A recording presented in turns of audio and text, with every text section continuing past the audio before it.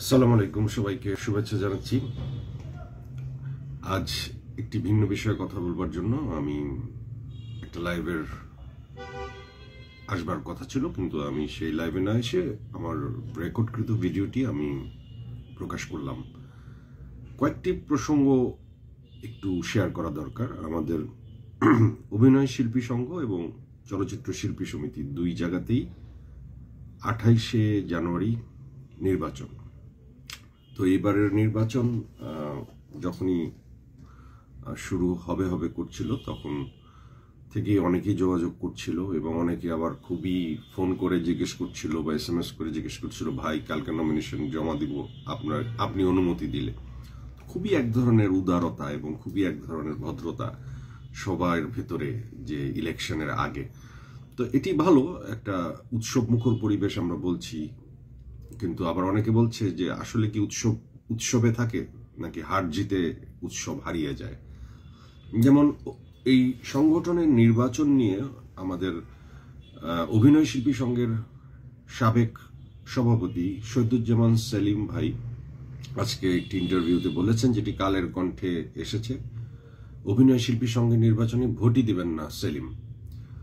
তো এখানে ওনাকে প্রশ্ন করেছেন সাংবাদিক যে নির্বাচন করবেন বলেও সরে দাঁড়ালেন কেন। তিনি উত্তর দিয়েছেন, আমার কাছে মনে হয়েছে এবারে খুবই নোংরা রাজনীতি হচ্ছে। যে সংগঠনের সদস্য ফেরদৌসী মজুমদার, আসাদুজ্জামান নূর, সুবর্ণা মুস্তফার মতো শিল্পীরা সেই সংগঠনে যারা নির্বাচন করছেন তাদের আমার যোগ্য মনে হয়নি। অভিনয় শিল্পী সংঘ এমন একটি সংগঠন যারা বাংলাদেশকে বাইরের দেশে রিপ্রেজেন্ট করে।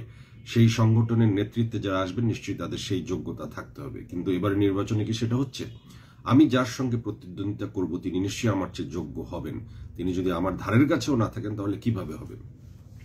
এরপরের প্রশ্ন ছিল, আপনার প্রস্তুতি কেমন? উনি উত্তর দিয়েছেন, বছরের শুরু থেকেই তোড়জোড় শুরু করেছিলাম। ভোটার লিস্ট জোগাড় করে সিনিয়র জুনিয়র সব শিল্পীর সঙ্গে যোগাযোগ করছিলাম। সবাই আমার ব্যাপারে পজিটিভ ছিলেন। ভেবেছিলাম এবারও গতবারের মতো সুন্দর একটা নির্বাচন হবে, হারি জিতি যে ফলই হোক মেনে নেব, কিন্তু শেষ পর্যন্ত আর হলো না। প্রশ্ন ছিল, এবার যারা নির্বাচন করছে তাদের আপনার কাছে যোগ্য মনে হলো না কেন? উত্তরে তিনি বলেছেন, আমি সব প্রার্থীর যোগ্যতা নিয়ে প্রশ্ন তুলছি না। কয়েকজন যোগ্য প্রার্থীও আছেন, আমি চাই তারা পাশ করুক, শিল্পীদের কল্যাণে এগিয়ে আসুক। তবে বড় বড় পদে যোগ্য প্রার্থী নেই। অভিনয় শিল্পী সংঘের যিনি সভাপতি হবেন তিনি নিশ্চয়ই ব্যক্তিত্ববান, দায়িত্বশীল হবেন। অন্তত মাননীয় প্রধানমন্ত্রীর কাছে শিল্পীদের চাহিদাটুকু তুলে ধরতে পারবেন। অথচ কি দেখছি, গ্রামের নোংরা রাজনীতি হচ্ছে শিল্পী সংঘের নির্বাচনে। যাই হোক, এরপরে ওনাকে অনেক প্রশ্ন করা হয়েছে, উনি অনেক উত্তর দিয়েছেন। উনি যেটা মিন করেছে আমি বুঝলাম যে অভিনয় শিল্পী সংঘের যে প্রেসিডেন্ট পদে ইলেকশন করছেন তিনি, তার সাথেই সাধারণ সম্পাদক ছিলেন আমাদের নাসিম ভাই, যিনি আমরা জানি যে সাধারণ সম্পাদক হিসেবে ওনার তেমন কোনো বদনাম বা ওনার বিরুদ্ধে তেমন কোনো বড় অভিযোগ কারণেই, বরং তিনি অনেক সাংগঠনিক, তাকে সবসময় সবাই যোগ্যই মনে করেছে। ওনার সাথে এর আগে মীর সাব্বিরও দাঁড়িয়েছে, ওনার চেয়ে অনেক জনপ্রিয় মীর সাব্বির, কিন্তু তারপরও তিনিই পাশ করেছেন। সিদ্দিক দাঁড়িয়েছিল, সেখানেও তিনিই পাশ করেছেন। তো তার ব্যাপারটা আমার মনে হয় যে একই সাথে প্রেসিডেন্ট থাকা অবস্থায় সেলিম ভাই তার জেনারেল সেক্রেটারি যখন প্রেসিডেন্ট পদপ্রার্থী হলেন নিশ্চয়ই কোনো মনোমালিন্য থেকে বলেছেন। কিন্তু আমার কথা হচ্ছে যে সেলিম ভাইয়ের মতো একজন গুণী সিনিয়র শিল্পী তিনি কেন অভিমান করবেন? আর আমাদের শিল্পী সংঘের ইলেকশনকে ঘিরে যদি আমাদের ভিতর মনোমালিন্য, দুইটি পক্ষ তিনটি পক্ষ তৈরি হয় আমাদের শিল্পীদের মধ্যে, এবং আমরা নিজেরা দ্বিধাদ্বন্দ্বে পড়ে যাই যে কাকে ভোট দেব কাকে দেব না, সেটা আসলে দিন শেষে কতটুকু সুফল বয়ে আনে। কারণ এটা তো রাষ্ট্র ক্ষমতা বা MP ইলেকশন বা উপজেলা ইলেকশন না, যেখানে আমার হলে আমি চেয়ারম্যান, না হলে আমি না। বিষয়টা শিল্পীদের স্বার্থ রক্ষা। শিল্পীদের স্বার্থ রক্ষার জন্য আমাদের সব শিল্পীদের আসলে ইলেকশন হওয়াটা দোষের কিছু না, কিন্তু আমাদের উৎসবের বাইরে যাওয়া ঠিক হবে না। আমাদের কোনো মান অভিমান অভিযোগ থাকা যাবে না। হ্যাঁ, ভোট দিতে যদি যাই তাহলে নিশ্চয়ই একজনকেই ভোট দিতে হবে। 2 বা 3 জনকে যে ক্ষেত্রে দেওয়া সম্ভব না সেক্ষেত্রে দেওয়া সম্ভবও না। যে কিছু কিছু জায়গা আছে যেমন সহসভাপতি, সেখানে 1-এর অধিক ভোট দেওয়া যায়, কিংবা কার্যনির্বাহী সদস্য, সেখানেও 1-এর অধিক ভোট দেওয়া যায়। কিন্তু যেখানে দেওয়া যায় না, একটি ভোটই দেওয়া যায়, সেখানে নীরবে নিঃশব্দে নিজের ভোটটি আসলে নিজেরই দিতে হবে, এবং সেটি উৎসব মুখর পরিবেশেই দিতে হবে। এমনও হতে পারে কেউ এমন একজন প্রার্থীকে দিবে যে হয়তো পাশই করবে না, কিন্তু তার কাছে সে অনেক প্রিয় কাছের সেই হিসাবটাও এখানে অনেক বড় হিসাব হয়ে দাঁড়াবে।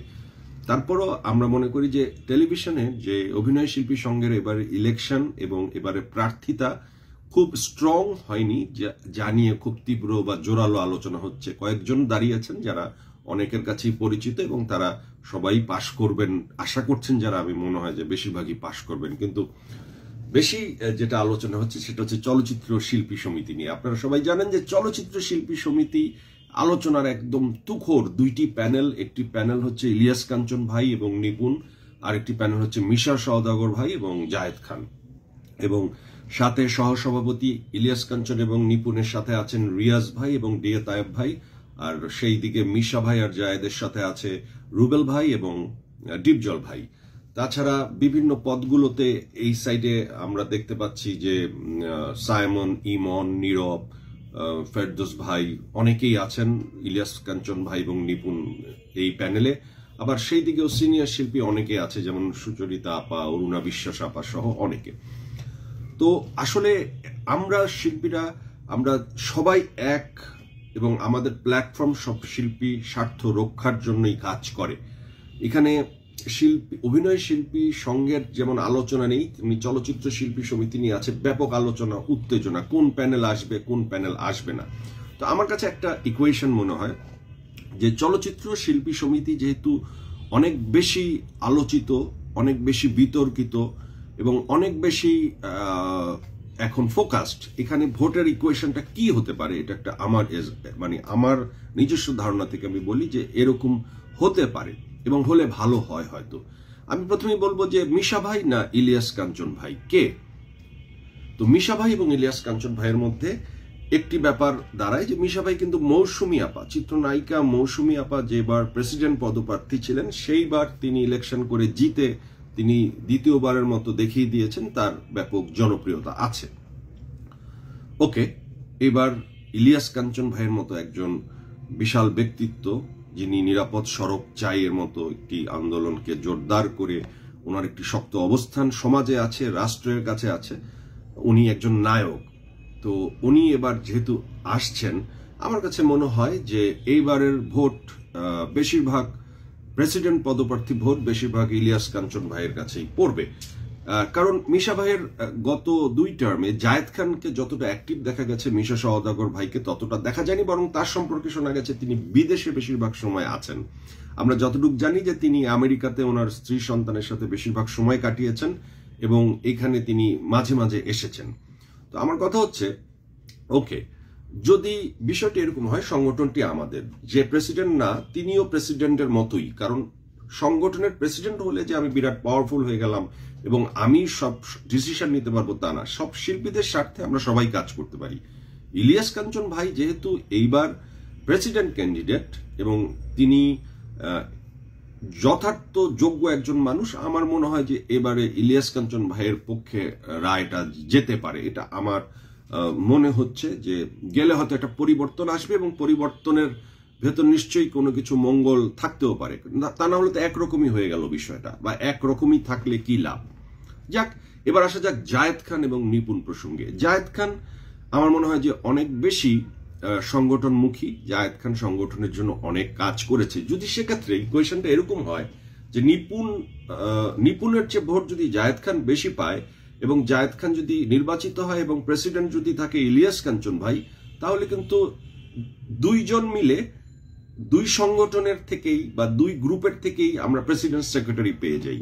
যদি প্রেসিডেন্ট হয়ে যান ইলিয়াস কাঞ্চন এবং সেক্রেটারি জায়েদ খানই হন, তাহলে কি মন্দ হয়? আমার হিসাবে মন্দ হয় না।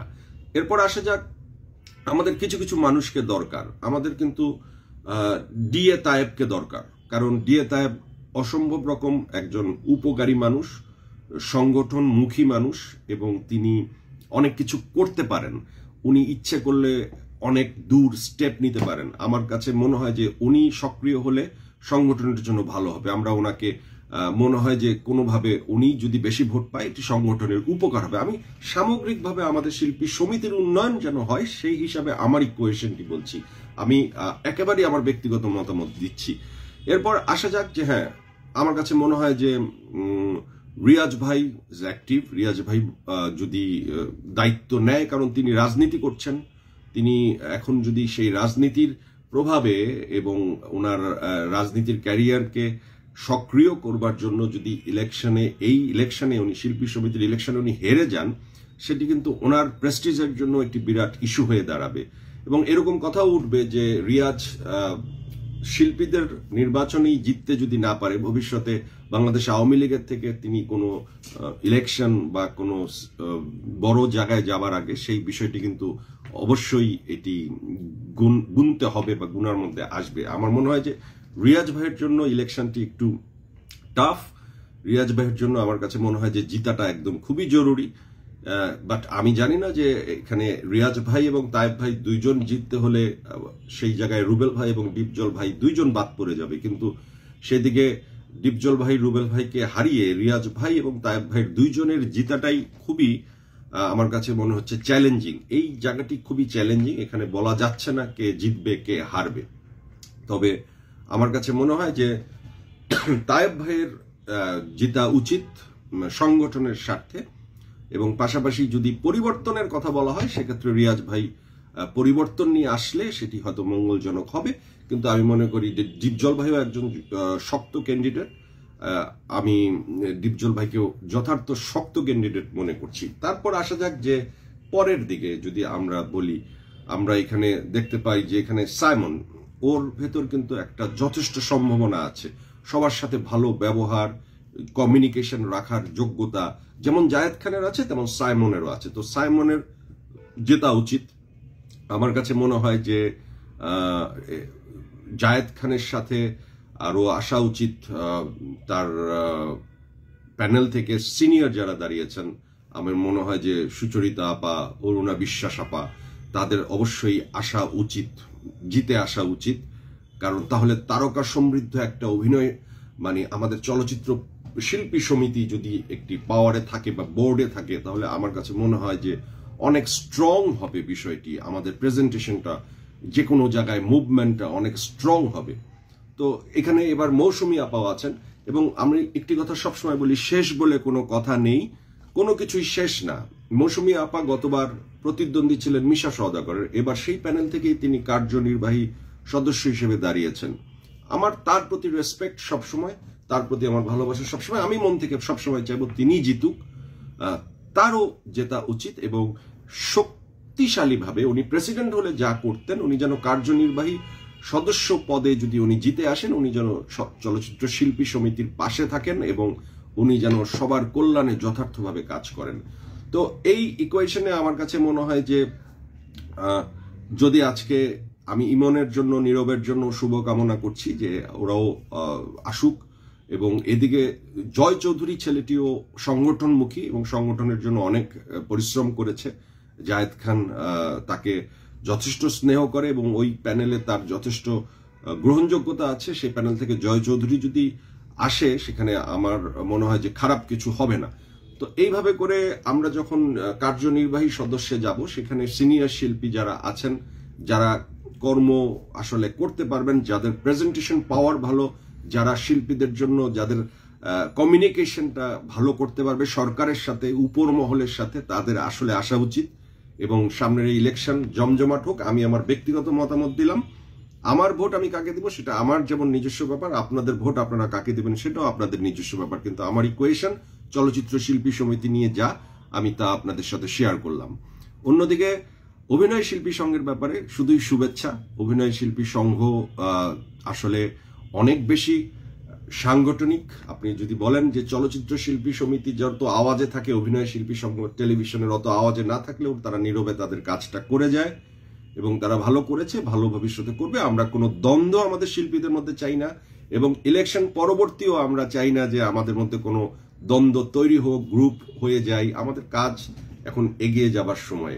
আপনারা ভালো করে জানেন যে দেখেন, এত দ্বন্দ্বের ভেতরে, এত অসময়ের ভেতরে অসাধারণ ভালো ভালো কিছু কন্টেন্ট হচ্ছে, অসাধারণ ভালো ভালো নাটক হচ্ছে, সিনেমা হচ্ছে, ওয়েব সিরিজ হচ্ছে।